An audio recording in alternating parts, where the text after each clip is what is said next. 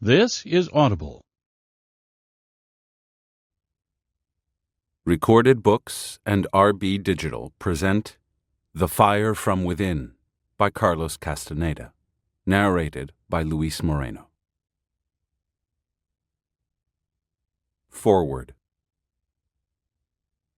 I have written extensive descriptive accounts of my apprentice relationship with a Mexican Indian sorcerer, Don Juan Matus. Due to the foreignness of the concepts and practices Don Juan wanted me to understand and internalize, I have had no other choice but to render his teachings in the form of a narrative of what happened as it happened. The organization of Don Juan's instruction was predicated on the idea that man has two types of awareness. He labeled them the right side and the left side. He described the first as the state of normal awareness necessary for everyday life. The second, he said, was the mysterious side of man, the state of awareness needed to function as sorcerer and seer. Don Juan divided his instruction accordingly into teachings for the right side and teachings for the left side. He conducted his teachings for the right side when I was in my state of normal awareness, and I have described those teachings in all my accounts. In my state of normal awareness, Don Juan told me that he was a sorcerer. He even introduced me to another sorcerer, Don Genaro Flores. And because of the nature of our association, I logically concluded that they had taken me as their apprentice. That apprenticeship ended with an incomprehensible act that both Don Juan and Don Genaro led me to perform. They made me jump from the top of a flat mountain into an abyss. I have described in one of my accounts what took place on that mountaintop. The last drama of Don Juan's teachings for the right side was played there by Don Juan himself, Don Genaro, two apprentices, Pablito and Nestor, and me. Pablito, Nestor, and I jumped from that mountaintop into an abyss. For years afterward, I thought that just my total trust in Don Juan and Don Genaro had been sufficient to obliterate all my rational fears on facing actual annihilation. I know now that it wasn't so. I know that the secret was in Don Juan's teachings for the left side, and that it took tremendous discipline and perseverance for Don Juan, Don Genaro, and their companions to conduct those teachings. It has taken me nearly 10 years to recollect what exactly took place in his teachings for the left side that led me to be so willing to perform such an incomprehensible act, jumping into an abyss. It was in his teachings for the left side that Don Juan let on what he, Don Genaro, and their companions were really doing to me and who they were. They were not teaching me sorcery, but how to master 3 aspects of an ancient knowledge they possessed: awareness, stalking, and intent. And they were not sorcerers. They were seers. And Don Juan was not only a seer, but also a Nagual. Don Juan had already explained to me in his teachings for the right side a great deal about the Nagual and about seeing. I had understood seeing to be the capacity of human beings to enlarge their perceptual field until they are capable of assessing not only the outer appearances, but the essence of everything. He had also explained that seers see man as a field of energy, which looks like a luminous egg. The majority of people, he said, have their fields of energy divided into 2 parts. A few men and women have 4 or sometimes 3 parts.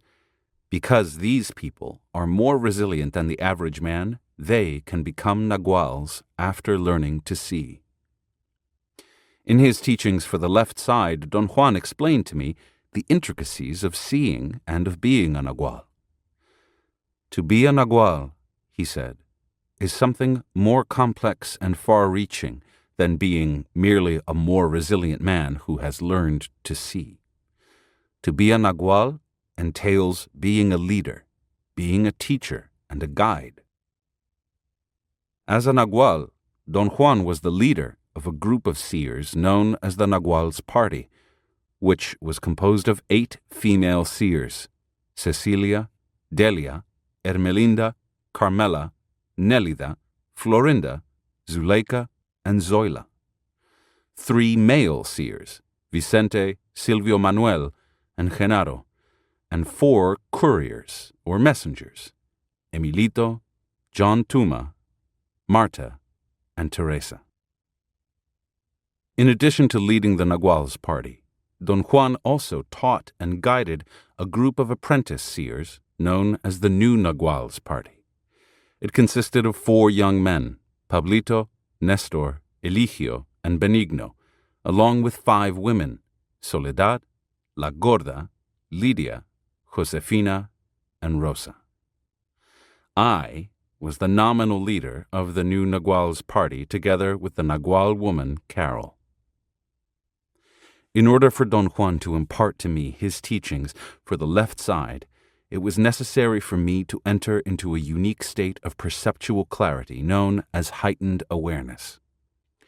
Throughout the years of my association with him, he had me repeatedly shift into such a state by means of a blow that he delivered with the palm of his hand on my upper back. Don Juan explained that in a state of heightened awareness, apprentices can behave almost as naturally as in everyday life, but can bring their minds to focus on anything with uncommon force and clarity. Yet, an inherent quality of heightened awareness is that it is not susceptible to normal recall. What transpires in such a state becomes part of the apprentice's everyday awareness only through a staggering effort of recovery. My interaction with the Nagual's party was an example of this difficulty of recall. With the exception of Don Genaro, I had contact with them only when I was in a state of heightened awareness. Hence, in my normal everyday life, I could not remember them, not even as vague characters in dreams. The manner in which I met with them every time was almost a ritual.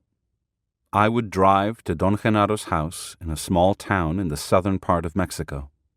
Don Juan would join us immediately, and the 3 of us would then get busy with Don Juan's teachings for the right side.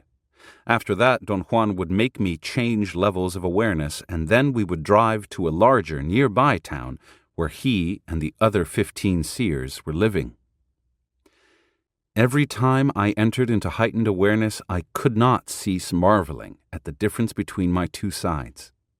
I always felt as if a veil had been lifted from my eyes, as if I had been partially blind before, and now I could see. The freedom, the sheer joy that used to possess me on those occasions cannot be compared with anything else I have ever experienced. Yet at the same time, there was a frightening feeling of sadness and longing that went hand in hand with that freedom and joy. Don Juan had told me that there is no completeness without sadness and longing, for without them there is no sobriety, no kindness. Wisdom without kindness, he said, and knowledge without sobriety are useless. The organization of his teachings for the left side also required that Don Juan, together with some of his fellow seers, explain to me the 3 facets of their knowledge: the mastery of awareness, the mastery of stalking, and the mastery of intent. This work deals with the mastery of awareness, which is part of his total set of teachings for the left side, the set he used in order to prepare me for performing the astonishing act of jumping into an abyss. Due to the fact that the experiences I narrate here took place in heightened awareness, they cannot have the texture of daily life. They are lacking in worldly context, although I have tried my best to supply it without fictionalizing it. In heightened awareness, one is minimally conscious of the surroundings because one's total concentration is taken by the details of the action at hand. In this case, the action at hand was naturally the elucidation of the mastery of awareness. Don Juan understood the mastery of awareness as being the modern-day version of an extremely old tradition, which he called the tradition of the ancient Toltec seers. Although he felt that he was inextricably linked to that old tradition, he considered himself to be one of the seers of a new cycle. When I asked him once what was the essential character of the seers of the new cycle, he said that they are the warriors of total freedom, that they are such masters of awareness, stalking, and intent that they are not caught by death, like the rest of mortal men, but choose the moment and the way of their departure from this world. At that moment, they are consumed by a fire from within and vanish from the face of the earth, free, as if they had never existed.